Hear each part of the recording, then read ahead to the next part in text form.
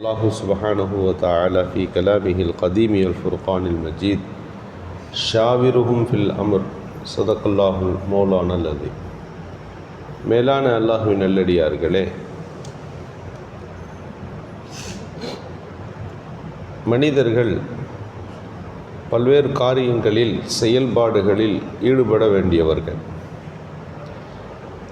எல்லா விஷயங்களையும் அறிந்தவர்களாக எந்த ஒரு மனிதரையும் நாம் சொல்ல முடியாது என்கின்ற போது, தெரியாத விஷயங்களை ஆலோசனை செய்து பிறரிடம் அதற்கான ஒப்பீனியன்களை கேட்டு பலரிடத்தில் அது பற்றி விசாரித்து செய்ய வேண்டிய சூழல்களும் உண்டு. தெரிஞ்ச விஷயத்தை ஒரு மனுஷர் அவராக செய்வார், தெரியாத விஷயத்தை என்ன செய்யணும் என்றால் அதை எப்படி செய்ய வேண்டும் என்று கேட்டுத்தான் தெரிய முடியும். இதற்கு பேர் அரபியில் மஷ்வரா என்று சொல்வார்கள், கலந்து ஆலோசனை செய்தல். பல பேரிடம் ஒரு செய்தி குறித்து, ஒரு காரியம் குறித்து விசாரித்து தெரிந்து கொள்வது, அதில் ஏதாவது ஒன்றை முடிவு செய்வது, தனக்கு சரியானதை முடிவு செய்வது. யாரிடமும் கேட்காமல் ஒரு மனிதன் தனக்கு தெரிந்ததை வைத்தே செய்து கொண்டே இருக்கிறார் என்று சொன்னால் அதில் பல நேரங்களில் தவறுகள் நடக்கும். விளைவுகள் சற்று கடினமானதாக கூட பல நேரங்கள் இருந்து விடலாம். எனவே தான் திருக்குர்ஆன் நமக்கு கட்டளை இடுகிறது, உங்கள் காரியங்களிலே நீங்கள் மஷ்வரா செய்யுங்கள், ஆலோசனை செய்யுங்கள் என்று சொல்கிறது. ஆலோசனை செய்கிற போது அந்த காரியம் முழுமை பெறுவதை, அது நிறைவு பெறுவதை நம்மால் பார்க்க முடியும். நபிகள் நாயகம் ஸல்லல்லாஹு அலைஹி வஸல்லம் அவர்களுக்கு அல்லாஹ் ஊதீது இல்மல் அவ்வலீன வல் ஆகிரீன், எல்லோருடைய அறிவையும் கொடுத்திருந்தான். எல்லா முன்னால் பின்னால் வாழ்பவர்கள் அத்தனை பேருடைய அறிவையும் நபி அவர்கள் பெற்றிருந்தார்கள். அல்லாஹ்வுடைய தொடர்பு நேரடியாக இருந்துச்சு. எதாக இருந்தாலும் அல்லாஹ்வே அதற்கு விளக்கம் சொல்லுவான். ஆனால் அந்த நபிகள் நாயகம் ஸல்லல்லாஹு அலைஹி வஸல்லம் அவர்கள் கூட தன் வீட்டு காரியத்தை கூட மஷ்வரா செய்வார்கள்.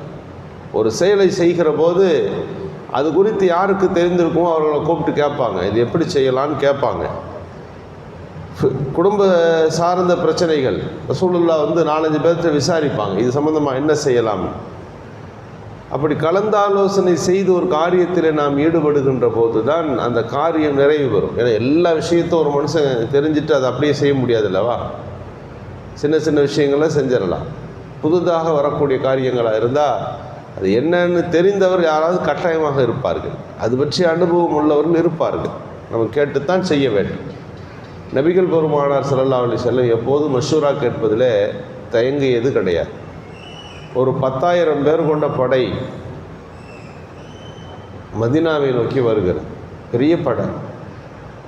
அங்கெல்லாம் ஒரு 1000 பேர் 300 பேர் ஒரு சின்ன சின்ன குழுவாக தான் சண்டை போடுவாங்க. இந்த 10,000 பேர் இவ்வளோ பெரிய படை ரொம்ப பெரிய வல்லரசுகள் தான் தொடுக்க முடியும்.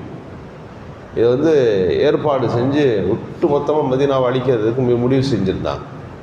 இதில் யகூதிகள் என்று சொல்லக்கூடிய யூதர்களும் இருந்தார்கள், மக்காவாசிகளும் இருந்தார்கள். அது இல்லாமல் சின்ன சின்ன அரபு குழுக்கள்லாம் இருந்துச்சு. இப்போ ரசூலுல்லாஹ் கேட்குறாங்க, இவ்வளோ பெரிய படம் வந்துச்சுன்னா இதை எதிர்கொள்வது எப்படி, இது குறித்து ஆலோசனை சொல்லுங்கள் அப்படின்னு கேட்டாங்க. இருக்கிற வச்சு நம்ம போய் பார்க்கலான்னு எதை தெரிஞ்ச வழிமுறையை டக்குன்னு கடைப்பிடிக்கிறது இல்லை, எதை யார்ட்டையும் சொல்லிக்காமல் போய் நிற்கிறதில்ல. ஸல்லல்லாஹு அலைஹி வஸல்லம் கேட்குறாங்க, இது என்ன செய்யணும். ஒரு சஹாபிகளில் பாரசீக நாட்டிலேருந்து வந்தவர் சல்மான் ஃபாரிசி எல்லாம் இருந்தார்கள். அது பெரிய நாடு அல்லவா. இது மாதிரி பல சந்தர்ப்பங்களை அவர்கள் கண்டிருக்கிறார்கள். இது ஒரு பிரச்சனை இல்லை, 10,000 பேரில் அதை விட அதிகமாக கூட வருவாங்க. நம்ம அவங்க எங்கே திசையில் வர்றாங்கன்றதை கரெக்டாக நம்ம கணிக்கணும். மதீனாவை பொறுத்தளவுக்கு 4 புறம் இருக்குதுன்னா 3 புறம் அடைச்சிருக்கு, வர முடியாது. ஒரே ஒரு ரூட்டு தான் இங்கே தான் இருக்குது. அது என்ன செய்யணும்னா பெரிய பெரிய குழியாக நம்ம நோண்டிடணும். நம்ம மதீனா வாசப்படியில் நோண்டலை. ரசூலுல்லாஹி ஸல்லல்லாஹு அலைஹி வஸல்லம் தூரமாக வர்றாங்க. இன்றைக்கி நீங்கள் மக்காவுக்கு மதீனாவுக்கு போனால் குழி நோண்டப்பட்ட இடங்கள் எங்கன்னு கேட்டால் அது சொல்லுவார்கள். இந்த ரூட்டில் தான் குறுகலான ரூட்டு, இதை தாண்டி இவ்வளோ இங்கே தான் நுழையணும். இதில் பெரிய பெரிய குழியாக நோண்டுங்க. எந்த அளவுக்கு குழின்னு சொன்னால், ஒரு குதிரை குதிரையில் தாண்டினா கூட தாண்டக்கூடாது, அந்த அளவு பெரிய குழியாக இருக்கணும். நீளம் எவ்வளோ இருக்கணும், அகலம் எவ்வளோ இருக்கணும். இந்த ரூட்டு ஃபுல்லாக குழியாக இருக்கணும். குழி எப்படி நோண்டணும், சல்மான் ஃபாரிசி எல்லாம் சொல்கிறார். அதுக்கு பிறகு குழிக்கு உள்ள ஒரு அம்பு வீரர் இருக்கணும், அம்பு வச்சு நிற்கணும். குழிக்கு இந்த பக்கம் அம்பு வச்சு நிற்கணும். இது போதும், எத்தனை லட்சம் பேர் வந்தாலும் அங்கே தான் நிற்கணும், உள்ளே வர முடியாது. இதுக்கு இந்த மெத்தட் இருக்குதுன்னு சொன்னாங்க. ஸல்லல்லாஹு அலைஹி வஸல்லம் ஆலோசனை கேட்டார்கள். உடனடியாக அந்த செயல்பாட்டை, இது நன்றான சரியான ஆலோசனை அப்படின்னு ரசூலுல்லாஹ் முதல்ல கடப்பாரை தூக்கிட்டு குழி நோண்ட இறங்கினார்கள். ஒரு குழி நோண்டுவதற்கு எத்தனை பேர் போடலாம்? 4 பேர் 3 பேர் பிரித்து விட்டாங்க. இந்த 5 பேருக்கு இதான் வேலை, இந்த குழி இங்கே நோண்டணும், நீங்கள் இங்கே நோண்டணும். ஸல்லல்லாஹு அலைஹி வஸல்லம் அவர்கள் அங்கு நின்று அந்த பணி செய்தார்கள் என்று நாம் ஹதீஸ்களில் படிக்கிறோம். இங்கே நாம் கவனிக்க வேண்டும், ஒரு பெரிய காரியம் வரும்போது அதை பற்றி நமக்கு எதை பற்றி முன் அறிவு இருக்காது. எல்லா அனுபவமும் மனிதன் பெற்றிருக்க மாட்டான். ஒவ்வொரு அனுபவம் சின்ன சின்னதாக வந்துக்கிட்டே இருக்கும். அப்போ ஸல்லல்லாஹு அலைஹி வஸல்லம் அவர்கள் யோசிக்கலை. இதோட ஒரு பெரிய நாட்டிலேருந்து வந்த ஒருத்தரை கூப்பிட்டு கேட்குறாங்க, என்ன வாழ்க்கையினுடைய எல்லா கட்டங்களிலும் இது போன்ற ஒரு பண்பு நமக்கு தேவைப்படுகிறது. ஸல்லல்லாஹு அலைஹி வஸல்லம் அவர்கள் பத்ர் போருக்கு வந்தார்கள். பத்ர் போருக்கு வந்து வேகமாக வந்து ஒரு இடத்த பிடிச்சி உட்காந்துட்டாங்க. டென்ட்டு அடித்து படைகள்லாம் நிறுத்தி உட்காந்துருந்தாங்க. ஒரு சஹாபி ரலியல்லாஹு ரசூலுல்லாஹி ஸல்லல்லாஹு அலைஹி வஸல்லம் இடத்துல கேட்டார்கள், யார் ரசூலல்லாஹ், இப்போ இந்த இடத்த பிடிச்சி உட்காந்துருக்கீங்க, எதிரிகள் வந்து அங்கே நிற்பாங்க, நீங்கள் இங்கே இருக்கீங்க, இப்படி நீங்கள் இருப்பது அல்லாஹ்வுடைய கட்டளையா அல்லது யதார்த்தமாக செஞ்சுருக்கிறீங்களா என்று கேட்டார்கள். அல்லாஹ்வுடைய கட்டளை ஒன்றும் இல்லை, நான் முதல்ல வந்து இந்த இடம் கொஞ்சம் விரிவாக இருந்துச்சு உட்காந்துட்டேன்னு சொன்னாங்க. அந்த சஹாபி ரலியல்லாஹு சொன்னார்கள், இது சரியான இடம் அல்ல, இது கொஞ்சம் பள்ளமாக இருக்குது, மழை பெஞ்சால் தண்ணி நிற்கும், நம்ம வீரர்கள்லாம் தண்ணியில் சதன்னு சேத்துல நின்றுக்கிட்டு சண்டை பண்ண முடியாது. நம்ம எங்கே நிற்கணும்னா கொஞ்சம் மேடான பகுதியில் நிற்கணும். அப்போ வந்து அவர் வழியே இல்லை, எதிரில் இங்கே தான் வந்து நிற்பாங்க. மழை பெஞ்சு அவங்களுக்கு இது நல்ல ஒரு பெரிய இக்கட்டாக போயிடும். நம்பர் 2, நம்ம நிற்கிற இடத்துல தண்ணீர் இருக்கான்னு நம்ம பார்க்கணும். தண்ணீர் சோர்ஸ், படையில் ஓடி போய் தண்ணி குடிக்கிற மாதிரி இருக்கணும். அந்த மாதிரி இடத்த ரெடி பண்ணிக்கணும்.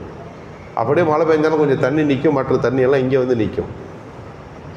ஸல்லல்லாஹு அலைஹி வஸல்லம் சொன்ன உடனே, ஸல்லல்லாஹு அலைஹி வஸல்லம் சஹாபி சொன்ன உடனே, அல்லாஹ்வுடைய தூதர் வந்து செஞ்சுட்டேன், அதுக்கப்புறம் யாரோ ஒருத்தர் சொன்னார், இதுக்காண்டி நம்ம மாற்றலாமா அப்படிலாம் யோசிக்கல. உடனே கழட்ட சொன்னாங்க, இந்த கூடாரத்தை எல்லாம் கழட்டுங்க, அவர் சொல்லக்கூடிய இடத்துல கொண்டு போய் இதை அமையுங்கள்.